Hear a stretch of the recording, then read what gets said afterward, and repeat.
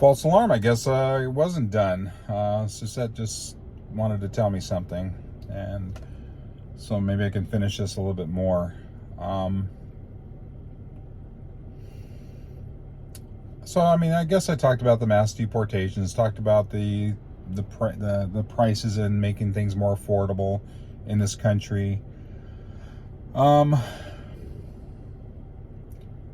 think the bottom line comes in, I don't expect my life to change much with Trump. I wouldn't really necessarily expect it to change much if Harris was elected. Trump does scare me on what he's capable of doing. I don't know how much of our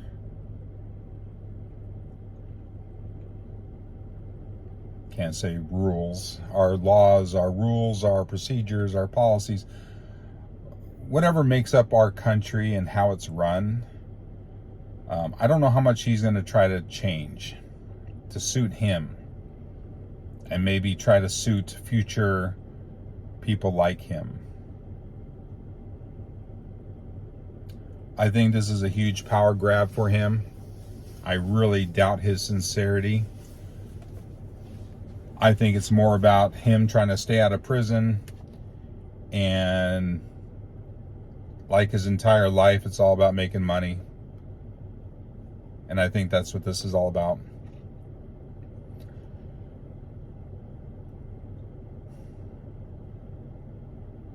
Yeah. So we're going to see how that plays out. Now he's got these other people that he's putting into position. Elon Musk, I don't know what position he's going to have. Something about head of government efficiency or something like that. It's like, oh, yeah, I'm not a fan of Elon Musk. I think people like him, I think it's all about having everything put in place that benefits what they want to do. Now, Elon is probably more about his big goals and plans, getting to Mars and whatnot. I think that's probably a big one for him. Doesn't seem to be caring too much about Tesla. I mean, not because I follow him and try to understand what he's all about, but I don't really hear much about that. It doesn't seem to care. Almost seems like a little pet project thing. That's how it appears. His Starlink satellite internet stuff. I think that's a good idea in concept. I don't know what it's going to be like to have all these satellites floating around the Earth all over the place.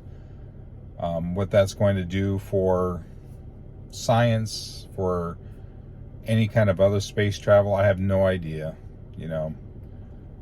When some of these break apart, because I'm sure there's little asteroids, meteorites, whatever the technical term is, and they're coming through into our atmosphere and or reaching our atmosphere. They're going to go through where these satellites are. So it doesn't even need to be much. It could be a size of a pea. And a pea going through a satellite is probably going to rip it apart. So what happens to all that space junk? It just now things are all space junk everywhere, just floating around. I don't know. Does it just fall? Does it eventually just lose its orbit and kind of falls into our atmosphere and burns up? That would be ideal.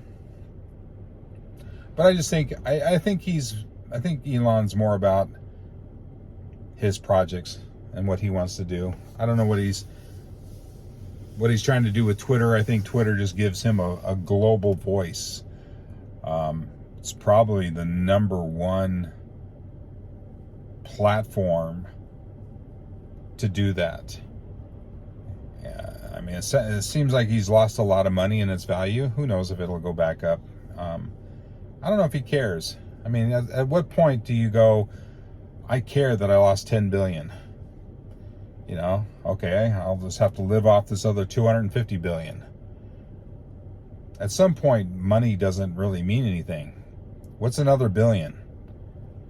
Oh, goody, it's just a number, right? I mean, at that point, what are you going to do? Like, oh, now I can go buy that island. I can buy a bigger plane. Money's just different at that point. Means different. I don't trust him. I think he's out for his own good.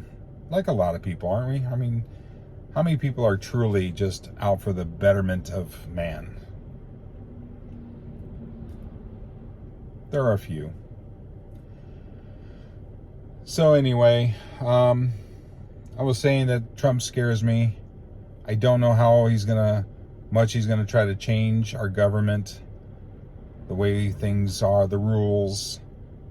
Like I mentioned, and I think it was in the earlier video, Republicans control the Senate, they control the House.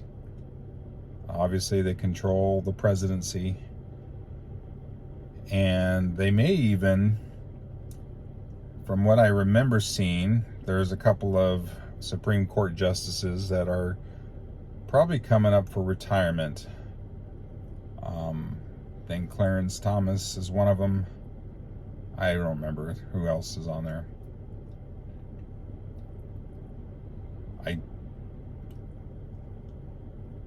I'm going to assume that the ones that are coming up for retirement were already right-leaning, or else I think I would have heard a lot more fanfare about, oh my God, the left-leaning Supreme Court justice is retiring and Trump is going to replace them with somebody for the right. I don't remember hearing anything like that, so I assume that maybe these will all be right-leaning justices.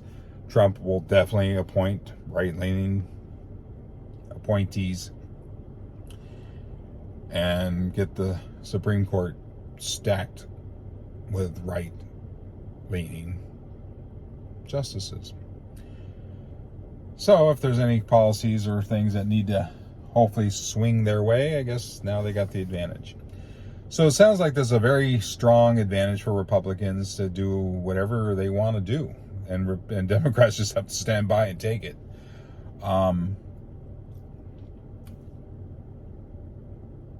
So let's talk about that a little bit. How did we get here? And I apologize if I'm repeating myself, but and I don't know the very latest numbers, but it's close enough. I think Trump is getting like 75 million votes, and Harris got like 66. Maybe it's at like 67 million now. Trump got about 4 million votes less this time around than he did at the last election. And let's just assume, for argument's sake, that the last election had no fraud. And I do believe that. I don't believe there was any fraud. But Biden got something like 80 or 81 million votes. And Harris is, what is she at now? It's like 14 million less. 14 million less. She got 14 million less votes than Biden did 4 years ago.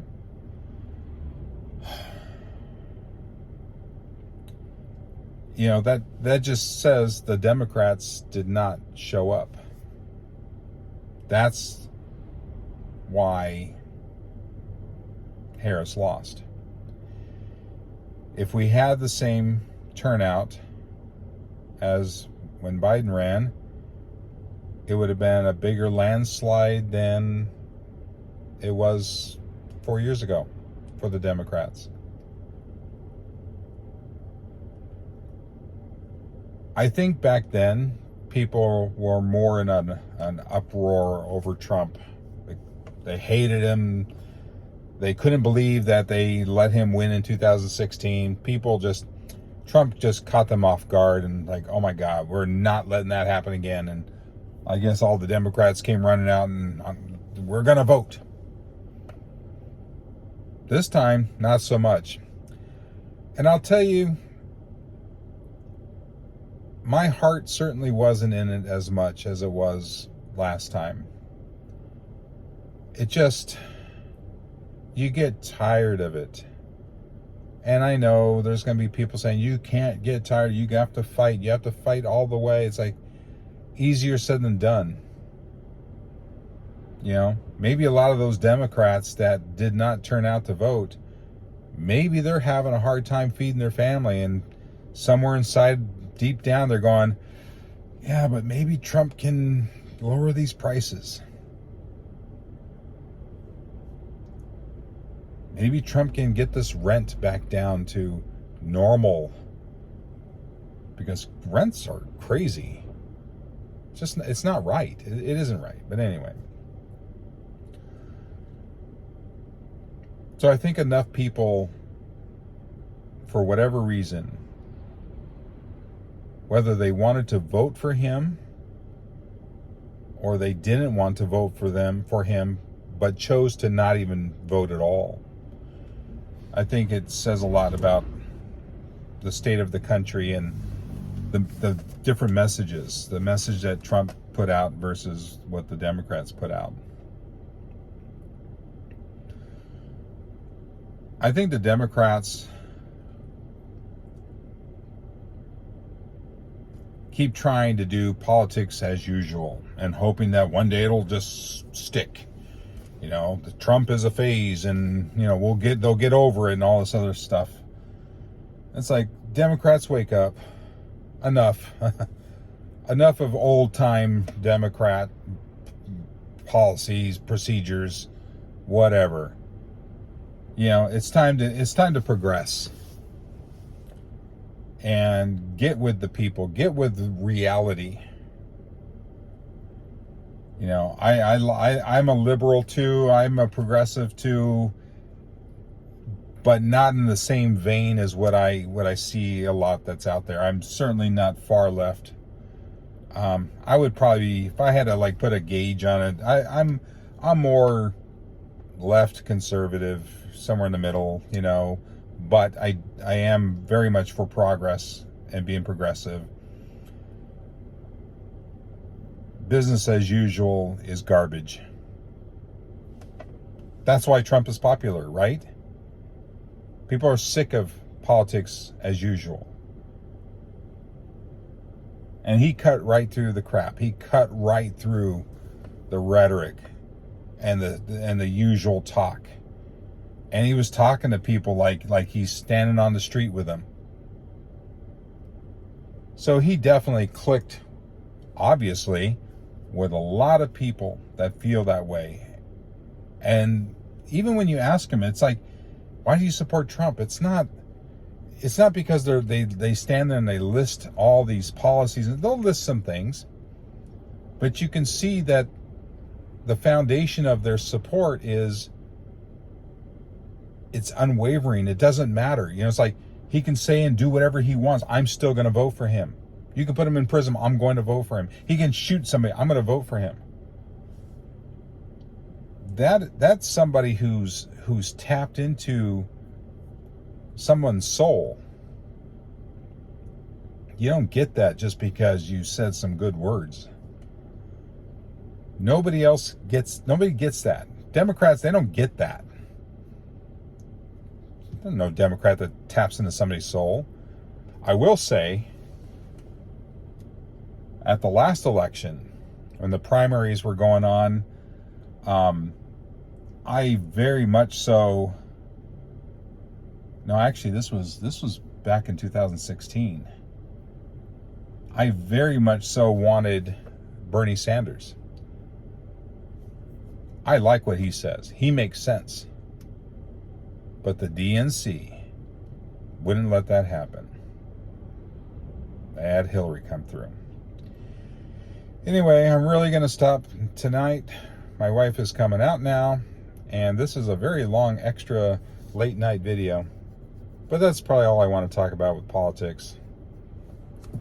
Goodbye, everybody. Until tomorrow or next day.